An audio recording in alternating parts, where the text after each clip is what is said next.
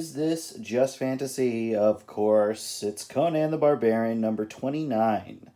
I just grabbed this at random at the store because it's got a boss cover, and also because it's Conan, and it's also the John Buscema era for the character. And we got a really killer cover here. Art duties inside are split, I guess, between Buscema and Ernie Chan, although here he's credited as Ernie Chua. I mean, the Wizard and the Warrior, that's really all you need to know to get into this one. And he's got some sort of fire spewing crystal. Conan's sword is already bloody. There's this red-headed lady here for some reason. We're all excited, right? Well, let's just go ahead and get into it. Love these splash pages. Recently, a friend was asking, like, what is the splash page just meant to be a second cover page, or when did they start really being a part of the narrative inside? And I feel like it's in the 70s at the very least, when I think mostly consistently the splash page is used as like the introduction to the story, at least with something like Conan here, where we get our big block of text kind of introducing us to like where we are in the world and what Conan is up to, but his hair is looking real big here. He's got great just an addition that normally he doesn't have, which is this big fur cape with just a single strap right there. Like it's unmistakable who it is, but he's I don't know, he's looking like he's been a little windblown on the sea. And the garb of these people in the foreground is interesting, but also telling of like it's like a deserty place. And I don't know, for some reason my eye is really drawn to like the nice colors in the sky here, as well as like the texture on some of these buildings. But that to me is distinctive of, say, like Ernie Chan inking. So I think that's what's going on here, because right here we got the credits. John Buscema and Ernie Chua, or Ernie Chan. And I think it's probably a mixture of like he probably did some of the penciling, but mostly did the inking. And John Buscema did probably like the breakdowns of the pages. That seemed to be like a job that he would do even on books he didn't draw himself fully. And we get some just classic sexy ladies and half naked dudes everywhere. Right as Conan shows up, we hear, we are all bathed in the blood of the Tarim, which is, a great thing. You want to see a group of women just scream at you. So yeah, some sort of cult.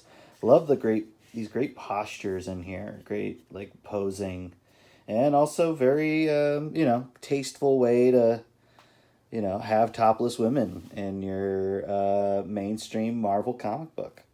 Well, what a move there.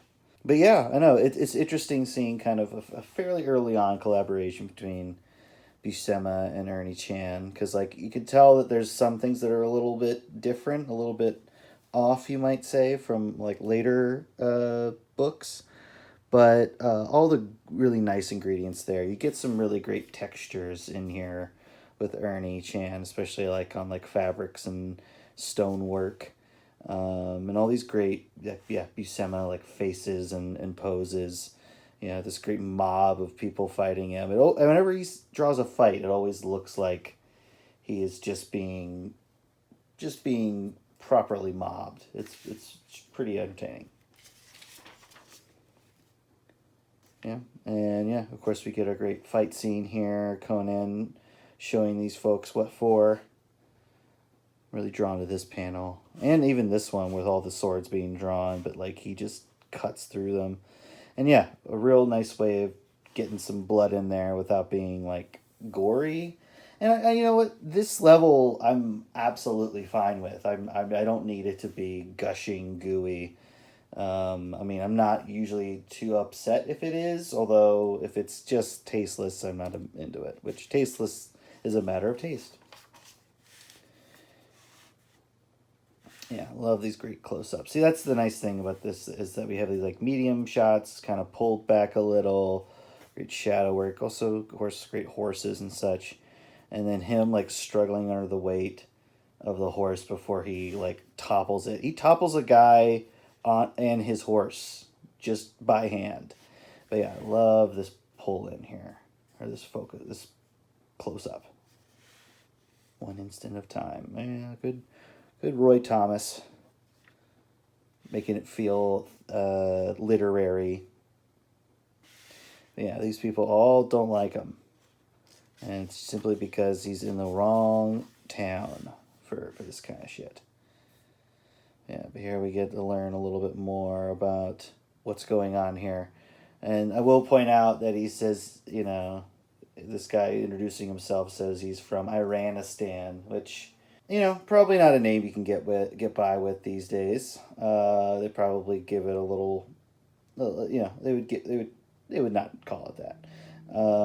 But you know, it's meant to just imply like we're kind of in a Middle Eastern flavored place, even if it isn't it properly. And of course, it isn't because this is like ancient history that doesn't exist. So it might as well just be a fantasy world.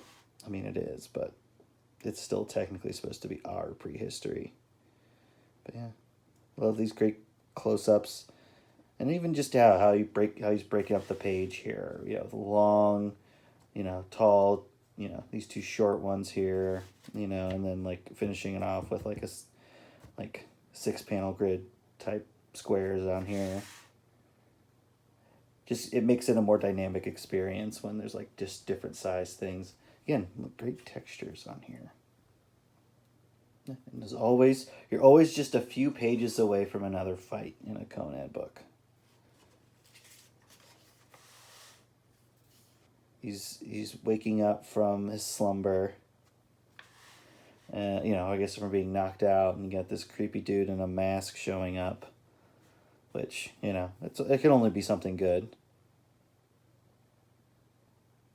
Just yeah, I'm sorry, I'm pausing. I just really love all the drawing on this page. This page in particular, for some reason, just the different perspectives, the different characters. And, you know, this is such a simple, like, addition because he's wearing just normal clothes. He just has this hood on his face, but just the way the hood is drawn and everything just makes it more mysterious and sinister. You know, and we're seeing up Conan's skirt here. I'm just, you know, but very tastefully in shadow, everybody. Don't worry.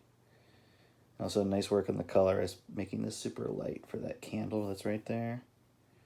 And I don't know, this panel is just great. This is a great perspective. It's great, like, pulled up, you know, while they're eating. Yeah, it's just great. It's a great panel.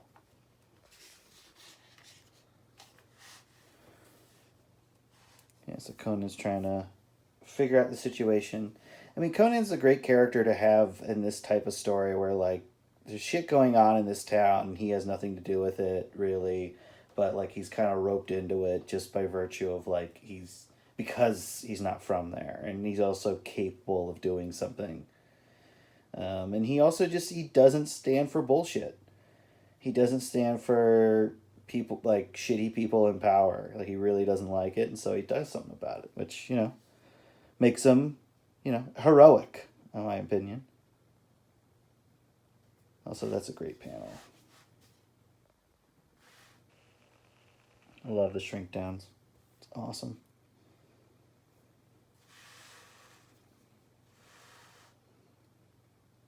I also love this little him snapping off the lock to get in the door. Like it's a great illustration. You can almost hear that, and I like that they didn't put a sound in there. It's meant to be, you know, he's sneaking in, you know, and so he's able to do it in a surreptitious way. Also, this dude's got a crazy neck and head. Wow. Those are some John Buscema guys right there. And that's very Buscema right there in the face. It seems like they were like trading off pages or something like that here and there when it comes to like some of the details, some of the faces, because some of the faces look very Buscema, and some of them are a little different, a little off. But hey, man was prolific, and he worked very hard. Conan's just gripping a fucking metal ring that's hanging from the ceiling here to hide. That's a great shot. It begins to give. Now he's gonna fall on these guys. He just stabs this guy. Like, just, yeah, great fight choreography. Which in a fantasy story, if you're gonna have people fighting and shit, I feel like it shouldn't just be whatever. And that's what a lot of the stuff going on in here is. It's a lot of action.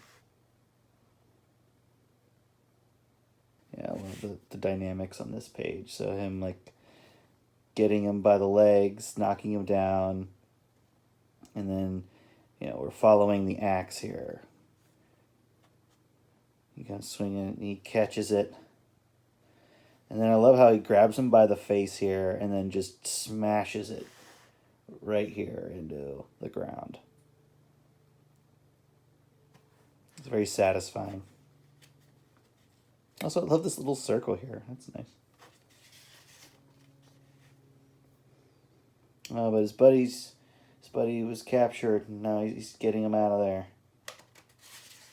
Ooh, I like isolating the keys in the silhouette there, or in the shadow. It's a great way to highlight it, so it's not lost. And so here, this big reveal is pretty great, because it's this, so this guy who he's like, you gotta go get Oraxes for me, or Omraxes for me. And he's like, okay, I got him for you. And then he reveals that he's the same dude, and that like this body or whatever is like his astral form in physical form. Don't ask me to explain it. I don't know that stuff, but it is a fascinating thing that he kind of like, one's the evil version of the other, or it's like they're both the same person. I don't know. It's really weird, and just, it's a surprising twist. It's not what you would expect.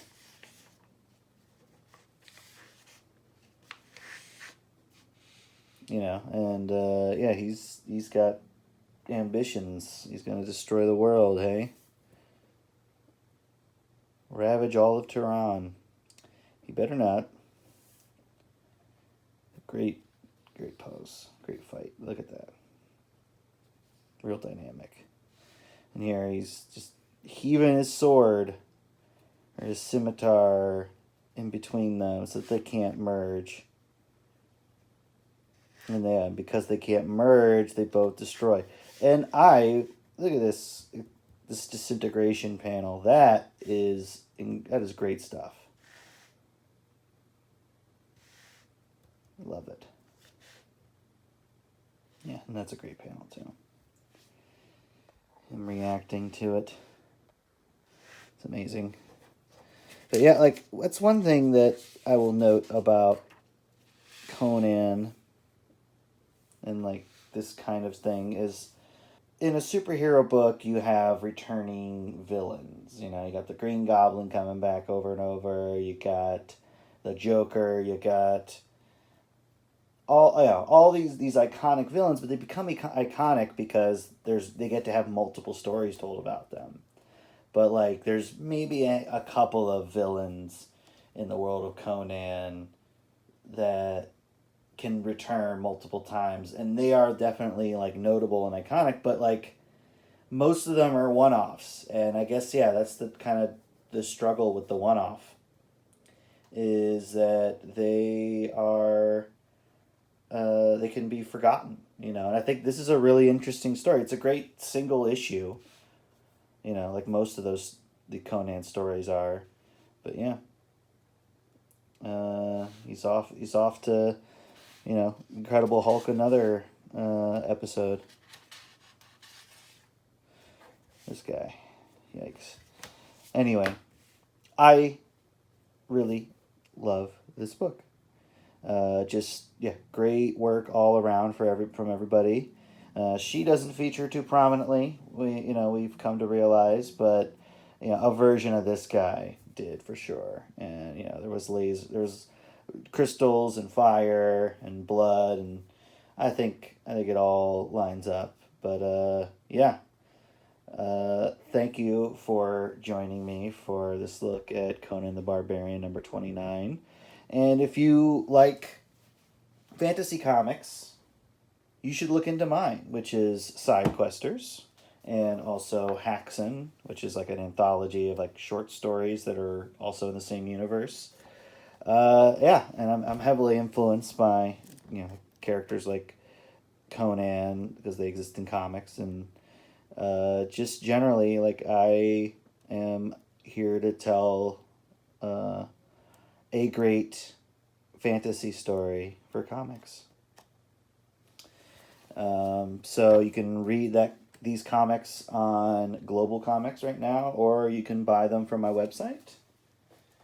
And if you want something more traditional superhero kind of thing, I have 3-Panel Origin, which is my weekly web comic where I create a character and tell their origin in 3 panels, and I have some stories, short stories involving those weird characters. It's kind of like The Tick, that kind of vibe.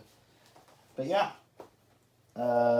Conan the Barbarian never disappoints, or it hasn't yet. So yeah, I'll see you next time.